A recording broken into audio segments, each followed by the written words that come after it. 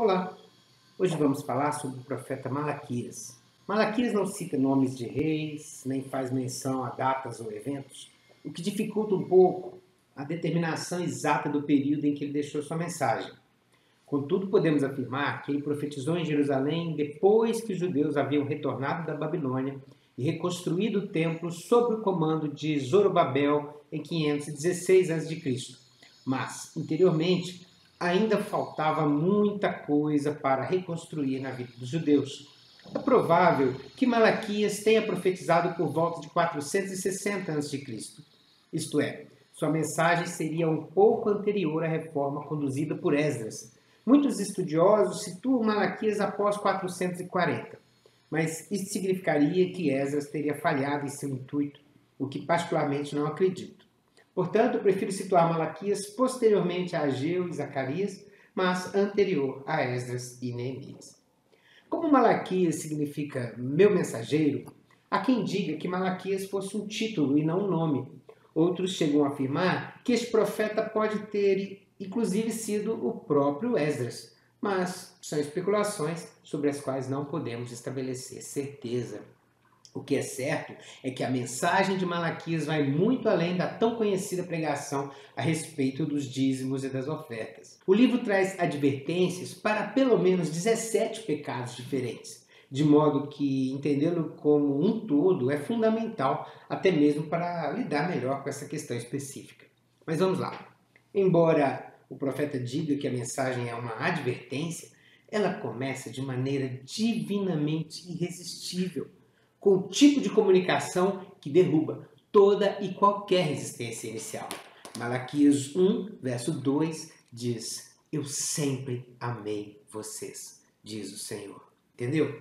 Uma declaração de amor direta e clara, dessas que constrange a pessoa a fazer o que é certo. Eu suspeito que em muitas congregações haveria um aumento significativo e imediato nas contribuições e na permanência das pessoas, se ao invés de repetir invariavelmente Malaquias 3,10, o pregador enfatizasse Malaquias 1,2. Eu sempre amei vocês. Fica a dica. Mas eu acho que alguns pregadores não falam muito do amor de Deus, porque eles mesmos não acreditam nesse amor. Malaquias desenvolve este argumento perguntando o seguinte: mas vocês perguntam, de que maneira Deus nos amou? O primeiro pecado que Malaquias aponta é a falta de consciência do amor do Senhor. Você não percebe que Deus é amor? Então você não vai se aproximar de Deus. Você vai acabar adotando uma atitude religiosa e legalista. Infelizmente, não é incomum que líderes religiosos desenvolvam esse tipo de comportamento. Malaquias 1,6 indica o segundo pecado, a desonra, também apontando para os líderes espirituais do povo de Deus. E diz: O Senhor dos Exércitos diz aos sacerdotes: o filho honra o pai. O servo respeita o seu senhor. Se eu sou seu pai e seu senhor, onde estão a honra e o respeito que eu mereço? Vocês desprezam meu nome. Cara, eu olho essa repreensão tão direta contra os sacerdotes e confesso que até começo a acreditar que pode ser sim que Malaquias seja apenas um pseudônimo. Mas isso não interessa. O que importa é que uma cartada dessa seria trucada. Por isso, ainda no 1,6 ele diz: mas vocês perguntam, de que maneira desprezamos teu nome? Porém, o Senhor não estava blefando. E ele mostra as cartas. Vocês desprezam meu nome, oferecendo sacrifícios contaminados sobre o meu altar.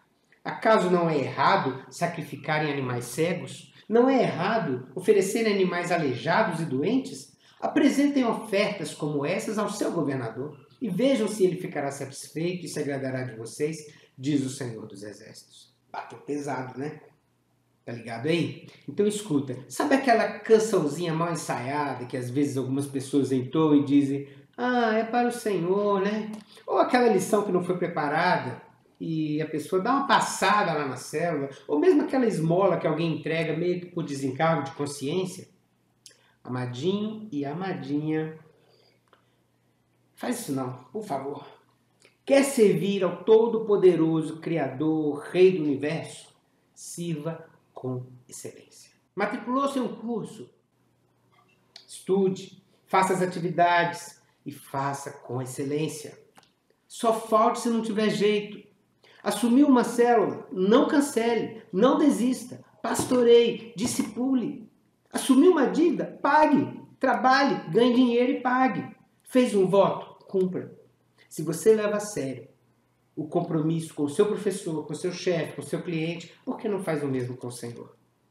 Mas a esperança para você, baby. Acha que eu também nunca dei uma aula meia boca? Que eu nunca conduzi uma célula a toque de caixa ou nunca orei com a cabeça longe de Deus? Pois é, mas o Senhor perdoa e diz, vá e não peques mais.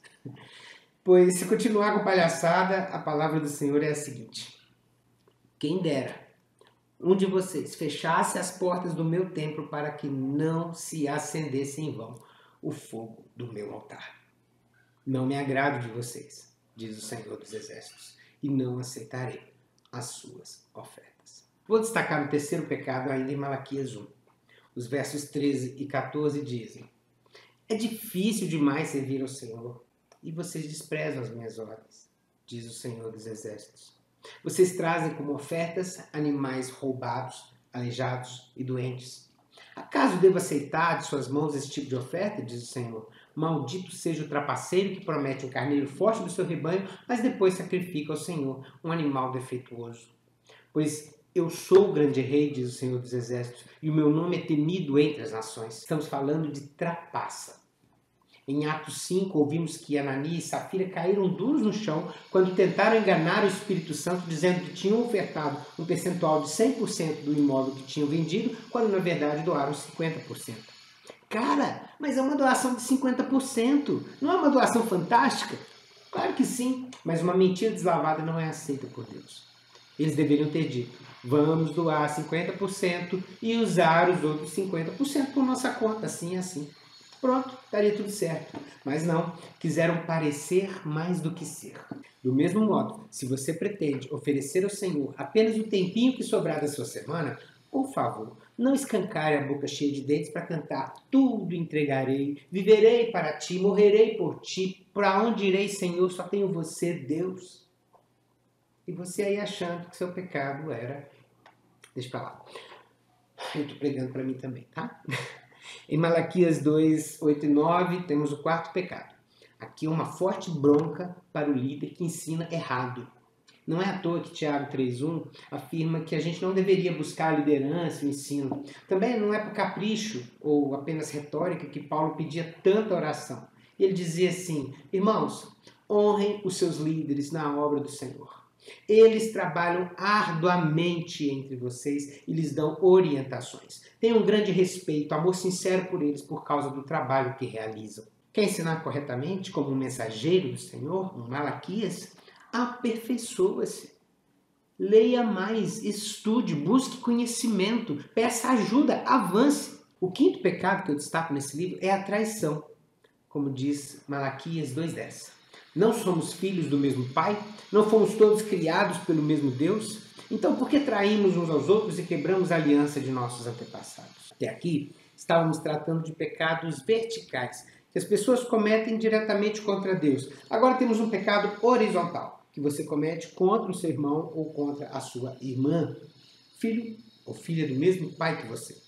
Não dá para falar de traição nesse texto sem explicar que traição na Bíblia significa nada mais, nada menos do que traição, que você conhece fora da Bíblia mesmo. Isto é, quando uma pessoa casada, namorada, noiva se relaciona com outra que não é seu marido ou esposa, namorado ou noivo, enfim, praticando infidelidade para a pessoa com quem tem um compromisso. Olha lá Malaquias 2, de 15 a 16. Acaso o Senhor não fez um só com sua esposa?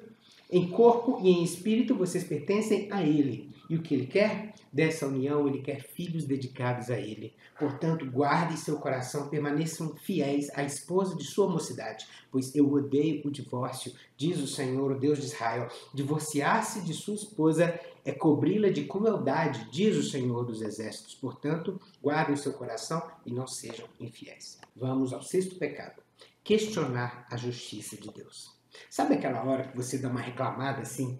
Ah, não é justo, por que eu? Por que comigo?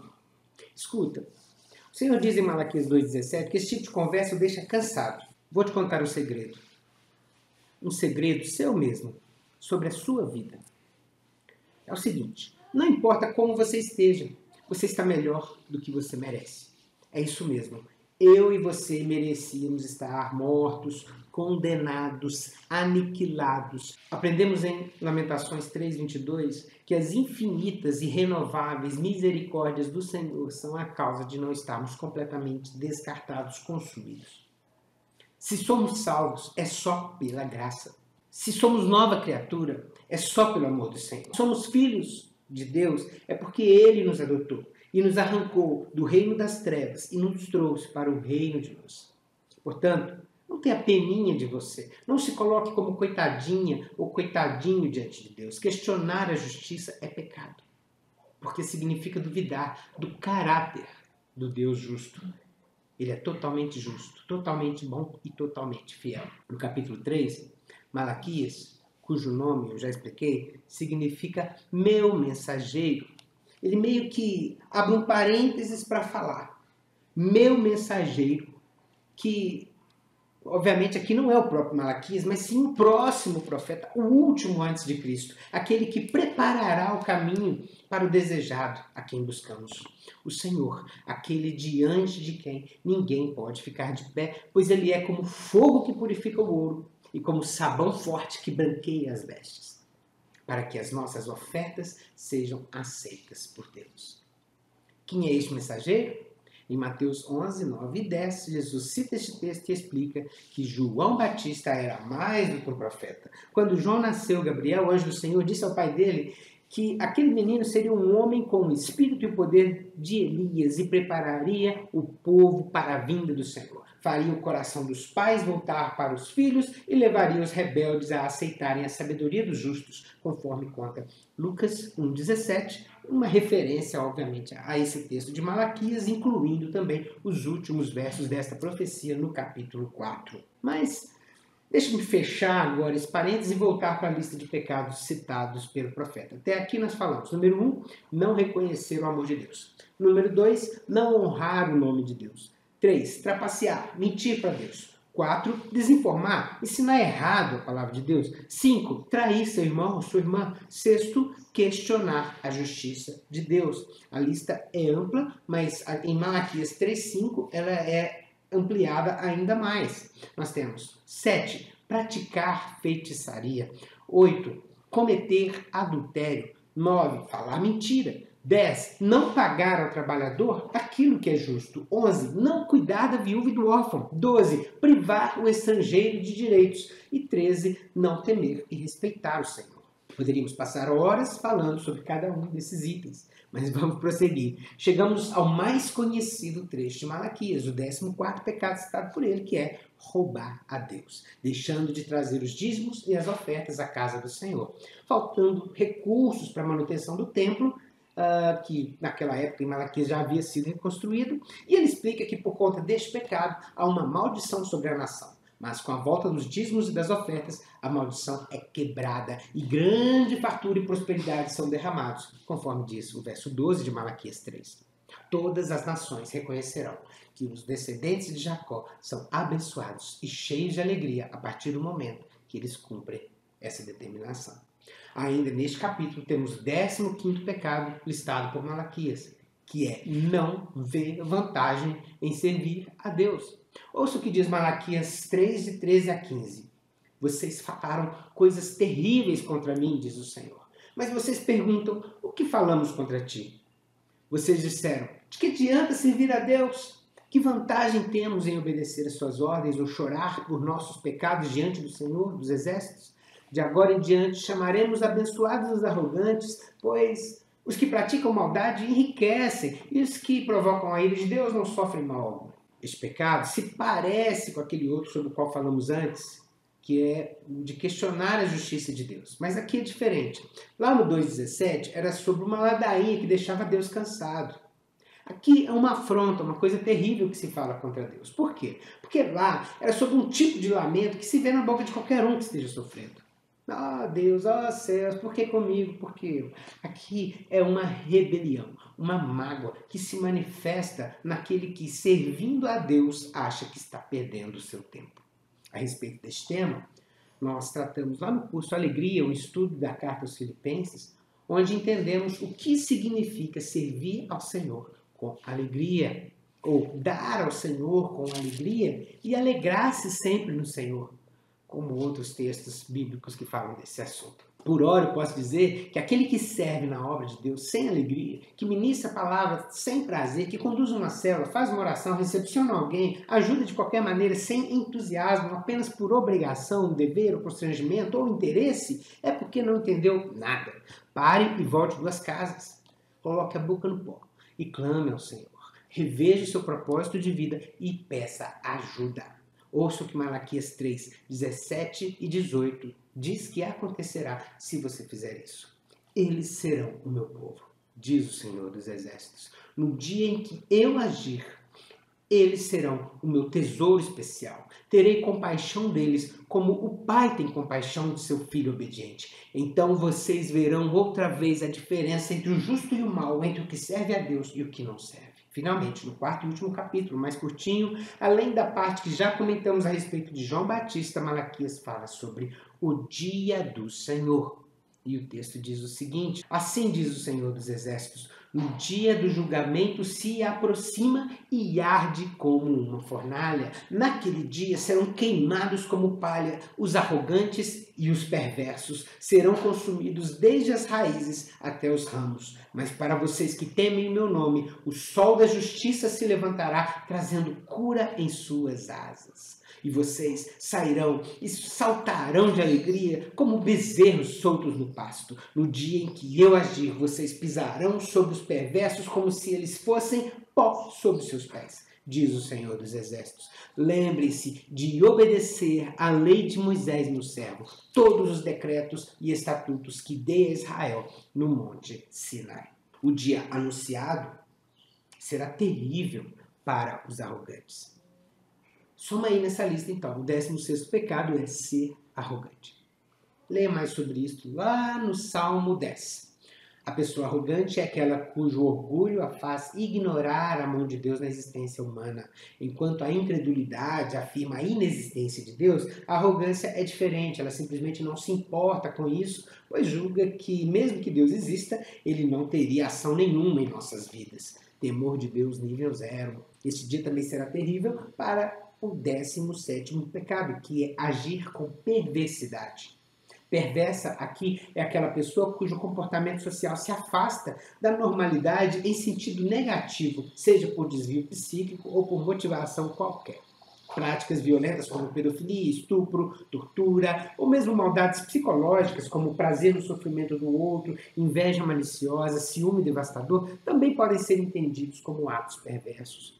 A boa notícia é que para isso tudo há cura e o mensageiro apresenta o remédio, o Espírito Santo. Ele é o sol da justiça que se levantará trazendo cura em suas asas. Ele fará você sair dessa e saltar de alegria como um animal preso que é solto no pasto.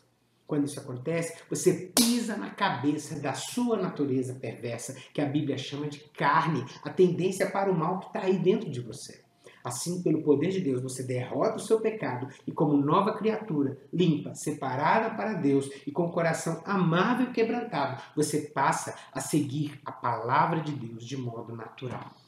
É a lei que ensina a amar ao Senhor com alegria, amar ao seu próximo com gratidão, um encontro de corações profetizado para os nossos dias. E assim a gente conclui este estudo sobre Malaquias. Até a próxima. Obrigado.